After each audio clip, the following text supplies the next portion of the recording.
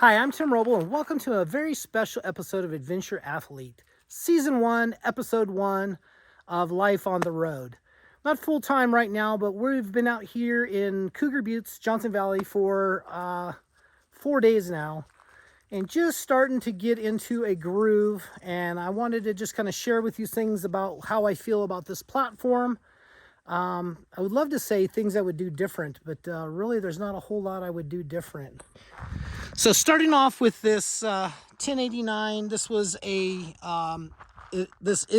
FMTV military wrecker that I started with bare frame rails. Built out a 28-foot box on it. And for my entertainment, I did Dish Network with the auto tracking satellite. And you can see up there I have the new Starlink, which enables me to do this video totally off grid. Super stoked on that. If you look and kind of notice the tires are a little bit low, that's because it has central tire inflation system. And coming in on the road, I just went ahead and switched it to a cross-country mode. And that has worked out really well. It's nice to be able to inflate and deflate the tires from inside the cab. Ramp area. Some of the changes I made from when we did our Newport Dunes trip is I ordered an ARB awning. And I did the 6-foot width, and this really is working out really well. First day I set it up with the poles, and so it was straight out, but the sun was still coming straight in. So this works really well. My dog Katie, which is out exploring right now, really loves to be out on the ramp and enjoy all the smells. Katie, let's go. Up. Come around this side. Got the electric motion trials bike, which charges off of the solar, as well as the one wheel. I keep the bike locked up every day and night, just because all we've really been doing is going out for walk/run every day. So it's just me and my dog, Katie. She's 4 months old. She was born on Cinco de Mayo, 5 May. And she's seeming to be doing pretty good out here. Super smart, adapting. She's never really been out in the wilderness before. And I have to say, I've really never had a dog alone out. So I don't really know how this all works. So far, she's been great. We left the house when she was, I'll say, kind of potty trained. We've had no accidents out here. She's been really, really good. She has found a liking to coyote scat, which we're working on that right now for not doing that. So, but she's really, really clever wherever she went. Katie, let's go. Up. Taking you inside. So that's another thing. When we did this trip coming out, I'll talk a little bit about stress. Loaded her up. She's never been in the truck before. She's only been to the vet like 3 or 4 times in my other truck. Loaded her up on this, and by the time we both got out here, about a 2.5 or hour and a half to 2 hour drive. Truck did great going up Cajon Pass. 41 miles an hour was my low. I do have the highway gears installed, so I don't have perfect gearing for hills, but I'm very, very pleased on how well this went up. I wasn't the slowest big truck, and I definitely wasn't the fastest, but I passed a couple trucks on the hill, which kind of, you know, I go back and forth. I don't want to drive 30 up the pass, so it takes me a little bit to get around a truck, which kind of slowed up a couple other trucks a little bit. I try to be cautious and courteous on that. And I'll give myself a pretty good job on that. I could probably work on it and do better. But let's talk about the setup here. So everything, once again, that's built the truck is in the truck. And I have a most awesome set of tools. A fabrication table. The ESOB Rebel 205. It's an AC/DC unit, and it's a MIG-TIG. And I do travel with 2 bottles of gas, a 75-25 and a straight argon. Disc sander, there's a little mini mill and a little mini lathe that has worked out really good. Right now what I'm working on is packaging, trying to find a great spot for a lot of this stuff. I have 2 motorcycle ramps. As you can see, this ramp is kind of high where I'm parked right now. The first spot that we were parked, which happened to be on the race course for the Sprint Enduro, which was right over here. And this is where the race came by. If you watch any of my Instagram where I was cooking my tomahawk steak, that's where the race was. We had a great view coming from a fast section down into a technical section. But yeah, I had to move the truck. But in that spot, I could lower the ramp. I didn't even have to use this. I just, the ground was a lot closer with how it was parked. And I just pretty much just rolled the trials bike off backwards really well. So packaging is a huge thing. This is a 1,250 pound rated ramp that folds. I think this one's 650. Almost the same looking, but this was a very expensive. That was $222 when I got to the register. I couldn't believe how expensive that was. But here again, I want to buy it once and not have to worry about it again. If I have to ride my 890 up, that's going to be the ramp, of course, I use. If I'm going to walk it up, I'm going to use this ramp on the side of it, so I'll be able to walk bikes up. So what I'm thinking is I'm going to have my Stark Varg here, and then my trials bike there, and then in between the two, I'll have my e-moto bike. Now, I did buy a open PPG powered paraglider, electric power glider, and that's going to be stored underneath here. So once again, packaging is one of those things that you have to really think about. This My Medic big filled hospital bag, I got to figure out a great place for that. Of course, the targets for my shooting my bow and arrow. I have a couple different setups that I want to start playing with a little bit more.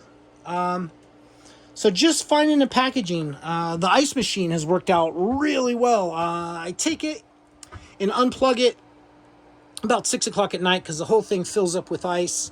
And I just plugged it in right now. Working out well. I am going to wash some clothes out. We'll see how that works out.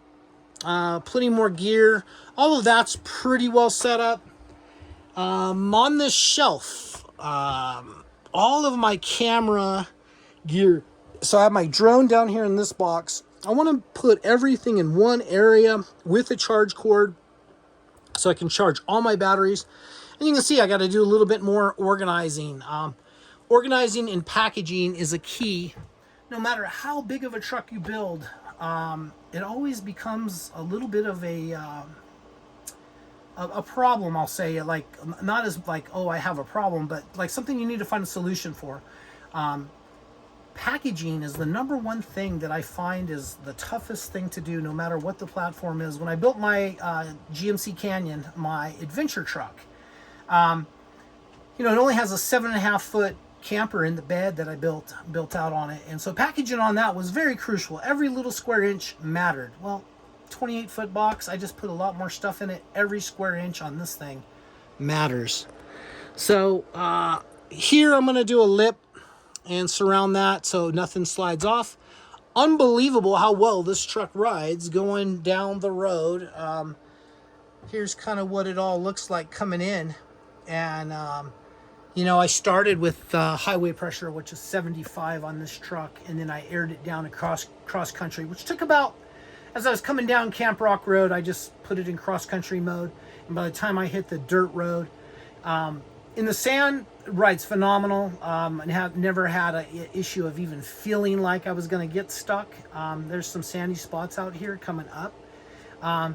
No issue. And I want to be totally honest. I'm sitting here the other day and I'm thinking, well, I got out here and I didn't spin a wheel and everything. And right down this road comes a Nissan Maxima. right out through the desert. So I'm like, okay, yeah, you didn't need 6-wheel drive with 2 lockers in the back 2 axles to get out here, but that's part of it. I'm going to be doing more and more technical stuff. So my schedule right now is the trials events this coming weekend. It's right now it's Monday, so Sunday is going to be the trials event. I'll either go home Sunday night or Monday morning and take off and start heading home. And then I'm switching trucks and I'm heading up north to the Black Hawk Ranch to do paramotor training. I have a gas paramotor and a wing and everything up there waiting for me, and I'm going to do 7 days of training. But I believe I'm going to stay an extra 3. Hopefully the weather conditions are right, and I'm going to do some flying, so I really have that in my head. And then come home, and then I'll get... I've already built my electric paramotor, and once I have that all set up, you got to do a hang test and kind of get the attitude of the motor and how you sit in it and everything right. So I'll know more about all of that when I get back. I'll get that set up. That'll also charge off the truck. So we'll talk about... I got the one wheel, charges off the truck. It doesn't even know it's charging that. So I'll have a Stark Varg, the electric mountain bike, and then the electric motion trials bike. So all of that will charge off the truck. Of course, it won't all charge at the same time. But like when I plug this in, it doesn't even know it. When I plug that in, I see a little bit of a drop. Maybe I go from like 13.2 to 13.1, and then it kind of fluctuates back up. I have 1,850 watts of solar up on the truck now. And what I've added is 2 100-watt panels up. Let's go ahead and go up this upper hatch, and maybe you can see that on the door. There's solar panels there, and then on the other one also. So that added to my wattage. Going into the living quarters. So that's the tomahawk rib bone that she absolutely loves. I've been actually cooking for 2. I just basically make her a plate, make me a plate, making sure not to give her anything that dogs can't eat. But she's got a full bowl of food down here in the bathroom, and then 3 liters of water. Waiting for that to run out right now, and then I'm going to wash out the bowl and refill it. She seems to go through 3 liters of water in about a day and a half. So it's nice to know how much water you need to add a dog to it. So this, it's a hot water shower, and it's basically on-demand, instant hot water. And I'm really stoked on that. You kind of see where the dials are set right now. That works out really, really well on how much flame and how hot everything is. I took a really nice shower, shaved everything. Bathroom works great. I'm really happy with the layout. It's what I had for the room, and it worked out really well. Of course, this is my medicine cabinet for the bathroom, and super happy with that. Into living quarters. For those that haven't been following the channel, I have 1,040 of lithium ion phosphate batteries down there, and a pure sine wave inverter that is a 6,500 watt, and it's a split 110-220. I haven't had to run the welder off of 220. Everything I've done with it so far has been off of the 110 setting. So one of the things that I absolutely loved that I did was make this back hollow. So you can reach your hand through there, and this just works as another table. You want to put a bag of chips or something there. That's worked out really well. Today I'm cooking totally off of the sun, not using any propane or anything. I have a pork roast going in there with the chili verde sauce. So we will have some pulled pork tacos tonight. I probably will give her some of the inside of that, not anything that has seasoning on it. Not really good for her, so that's kind of the plan on that. But this little thing is working out really well. Man, that thing makes a lot of heat. Got the ice maker running, and that's why we hear the fan here on the inverter. So we got a crock pot, that going. I'm still at 13.1, and I'm making 726 watts of solar right now, and it's about 9:45. So I think the highest I've seen coming in on that is like 1,050 some on that, but I tend to float around 2 o'clock anyway. Here's the Starlink modem. If you haven't done Starlink for your RV stuff yet, what a game changer. So simple to do. You basically put the 4 screws on the roof, you plug it in, you plug the cord into it, you got to run the cord inside the living habitat. plug that into the modem, and then plug the modem into the wall, download the app, say connect, and then that thing connects. It was so easy. I couldn't believe how easy it was. Like, it just went, and then like, okay, well, obviously that's not where it needs to be. Yeah, that's where it needed to be. It was done. And I had internet on my phone. Pardon me. And worked out amazing. It was so quick. I was like, wow, total game changer. Then I downloaded that to my MacBook Air that I have there for all my video editing and stuff that I plan on doing. I've put this recliner out like it is. Once again, for the ones that haven't watched, this is the bed up here. This is on a Happy Jack system, so that lowers down. You get the idea. But it'll come all the way down to here. And Katie seems to sleep right there. I'm not comfortable with her sleeping in bed and trying to fall out yet. So that's her bed. Last night, she went through the pass-through and slept right here on the open air in the cab on the hump. I have that padded. It's got a 4-inch pad on that. It's nice and comfy. That's where she sits when we go down the road and when she's not trying to crawl in between me and my back seat. I do think I'm going to put a little leash and a harness on her, so that's her spot. And if we got in an accident, that wouldn't be an issue. She'd be secure. Mini split is something that I have not wired in. That's one of the last things to do. The heat out here has been in the 80s. 87 has been our high, but that mini split has worked out really well for positioning. And I think when the bed comes down, the air right now would blow through here, and on a hot summer day with the bed down, it'll blow across you. So that'll work out really well. Haven't really found a spot for my bar yet, but I think that's kind of going to be it. I don't plan on traveling with too much alcohol. I'm a vodka drinker, so that's what we have. My wife does tequila and Tanqueray gin. So that's pretty much that, and maybe a couple different bottles of whiskey. I think that'll probably be it, and I think maybe that's where it's going to go. I'll build a box to contain all of that. And that's sitting right next to my PlayStation 5. I have the new Xbox, the Halo edition, and I have not even had time to play that yet. I've been by myself with my dog Katie for a day and a half. Pretty much everyone left yesterday around noonish, and we didn't really have any contact with anyone. But we went and did a 2-mile walk run this morning, and pretty much there is nobody here. It's just us out remote. I'm thinking of it water-wise. I have 100 gallons of water located here, and that's a sight glass that you can look in there with a flashlight, and that'll tell you exactly where that needs to be.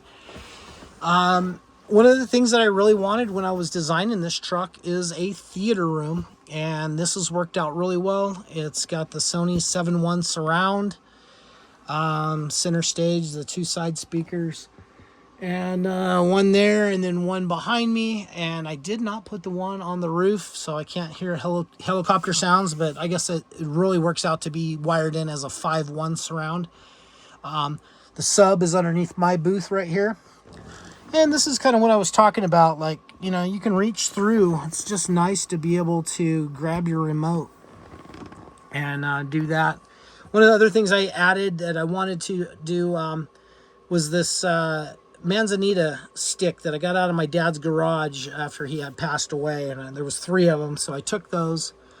And that's unicorn spit on that. And I really love the way the finish turned out on it. And it just adds to a little bit of bling in here.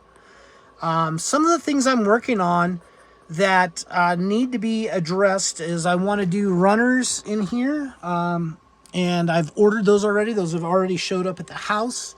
And for my big skillet, I did not have a lid. And I found that to be very disheartening. Like it really sucked because I was trying to saute and get some vegetables going, but I really wanted them to cook through, and I needed a lid, so I ended up going in the back and getting my Dutch oven lid and using it on it, which was way too heavy, and it's hot to handle. So anyway, long story short, I got a lid in there, But it's all about making little improvements. My flagpole has pretty much went to crap, so I ordered a new one of those, got one of those coming. And what I do is as I'm sitting here thinking, one, as I have internet with Starlink, but this is all the list. Welding rod I don't have for the TIG, stock to fab with, metal and wood. I could have used all of that. Candles, very necessary thing. My daughter Sierra got me this for Christmas. I super appreciate it. About, maybe you could just see that. About 5 o'clock, the flies start really coming inside. I have no window screens yet. I probably will make some up. Right now, I'm really not worried about it. But when you light a candle, I light one here, and I put one over here. And that really takes care of the flies. It seems like they don't really like to be in. Microwave, I've used a couple times to heat up some stuff. Mostly for meat to put Katie's little pills in. When we got her, she had Giardia. So she had a rough run with that. And we're doing a second treatment on that right now. And she's a trooper. Here she is, dinning right there. Once again, anybody's got any tips and tricks on dog camping? I'm looking at her as being my little partner out here in this.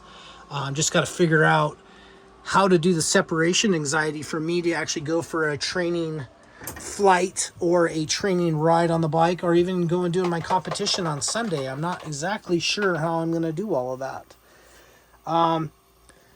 This Coleman grill, which I've used forever, and you can kind of tell it's got some patina on it, or grease, or whatever you want to call it. Doing my tomahawk steak, I had a flare up, and one of the things about this grill I do not like is this is aluminum, and we look back here, and that can't be good for you to be exposed to. Molten aluminum and this Teflon nonstick stuff. So I do have a different little barbecue that I plan on maybe putting in here.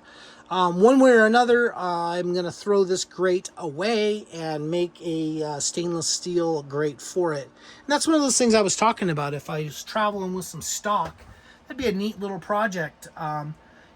TIG something up real quick out of some stainless rod and stainless tube, or solid. I think I have some left over from a grill that I did on the Recluse Ultra 4 concept car that I started back in 2001 or 2. I did a really neat stainless grill on it, and the center rod was 3/8, and then it had some quarter and even some eighth in it, and I have a lot of quarter left, so that would make good for the grill on that.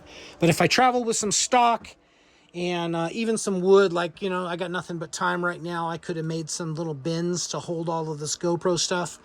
I have the new GoPro 10. I think this is a 9 right here. I have the 360. I got the underwater kit. I got all kinds of things for it, because I do plan on bringing you guys a lot of great footage out, not just walk-arounds on the truck and talking about my trip. So tomorrow I'm going to put a drone in the air on our little walk run and learn how to use that, learn how to download the files to the computer and do some editing on that, and go from there. And then the following day, I'll start doing some reviews and stuff on the trials bike with some drone footage, because this electric motion trials bike, I call it a cheater bike. You can't stall it in a section, makes no heat, there's no air filter to have to worry about. Basically, you get home from a trip, you wash it up, dry it off, charge it maybe, oil the chain, lube the chain. There's really not a whole lot to do on it, and that's what I like about the new electric technology. I know they've taken this right now and divided us into groups on who likes it and who doesn't. I absolutely love it. Do I think I'm going to replace Oscar Mike, my 3126 Caterpillar diesel motor? I don't think so. I would love to. I would love to be able to drive 100 miles a day on a electric motor and still be able to have the same power and everything in this platform. I just think that would be tough to do. It'd be neat if it could recharge. I've used pretty much all of my roof space for solar, but I think that type of thing is in our future, and that would be cool. It's neat to be able to be off grid and not have to worry about things. I'm going to run out of food and water before I run out of electricity out here, and that's the whole key to it. I don't have to worry about turning things off or turning things down because I'm running out of power. I run lights all day. I run the TV all day. It's not an issue. So I really like the new technology. I embrace it.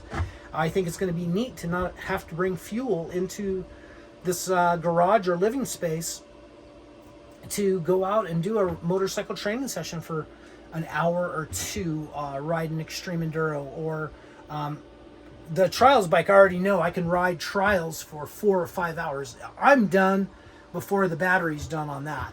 Now, if I go take it and go zip out on this flat stuff and go start, 35, 40 miles an hour down through the whoops and out and around, yeah, the battery lasts about an hour, hour and a half at the most. But if you're doing trials, technical sections, you're up on the rocks. There's a really neat canyon back in there that I absolutely love. The bike is definitely more than I can do for sure. That's a neat bike. I'm not worried about a bigger battery or being able to swap batteries. I think that's one of the biggest things that we see is people want to be able to swap a battery. Now, if you're going to do a race, eventually we're going to have electric motorcycles that are doing a desert type race, and where you would stop and pour gas, you're going to stop and swap a battery. So that type of thing is going to be important in the future, and I think that is in our future one way or another. So that's going to be it for now. I'm going to leave you with all of that. Once again, dog tricks, any tips on that? I can use a little bit of help. I'm doing good. I'm being kind and loving to her, and I cannot believe how smart she is. She's already learned to sit, heel, down, and then up the stairs and go outside and go potty. So I am super stoked with that. We're going to keep working on new commands on that, but I'm willing, any of you people that have done a little bit more formal dog training for a working type dog, I'm willing to take some tips and tricks on that for sure. Had dogs my whole life, but they've been indoor dogs, and they just pretty much sit and lay around all day. So this is kind of a new concept for me, so I could use some help. That's going to be it for now. Thank you guys so much for watching Season 1, Episode 1. Wow, we're out doing it 10 full days. January, I'm going to start my full-time experience. I have to come home in February for the Stark Varg, so there'll be an unboxing of that, and then the first rides. I'm setting my Stark Varg up for extreme enduro, so it'll have tubeless tires, or tubeless system in it. I'll put the Kenda Equilibrium in the back, and my Golden Fatty 90-100 up front. Something really nice to work with out in the rocks. So hopefully that works out well. That's going to be it for now. Once again, I appreciate each and every one of you guys. If you would haven't liked and subscribed, please do. Leave me some comments. That's going to be it for now. I'm Tim Roble, and I'll catch you here next time.